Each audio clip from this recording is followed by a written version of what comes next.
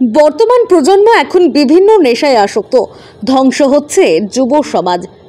যে বয়সে জীবনকে প্রতিষ্ঠিত করার সময় সেই বয়সে নিজেকে ডুবিয়ে ফেলেছে বিভিন্ন নেশায়। যত দিন যাচ্ছে তার ততই বৃদ্ধি পাচ্ছে এই নেশা। এমন পরিস্থিতিতে যুব সমাজকে এই ধ্বংসের পথ থেকে বাঁচাতে তৎপর পুলিশ প্রশাসনও। এবার আরও সচেতন করতে বিশেষ সচেতনতা বার্তা নিয়ে রাস্তায় নামলো পুলিশ প্রশাসন। বৃহস্পতিবার আন্তর্জাতিক মাদক বিরোধী দিবস। এই বিশেষ দিনটিকে অন্যভাবে উদযাপন করল নদিয়ার রানাঘাট পুলিশ জেলার অন্তর্ভুক্ত শান্তিপুর থানার ভারপ্রাপ্ত পুলিশ আধিকারিকরা।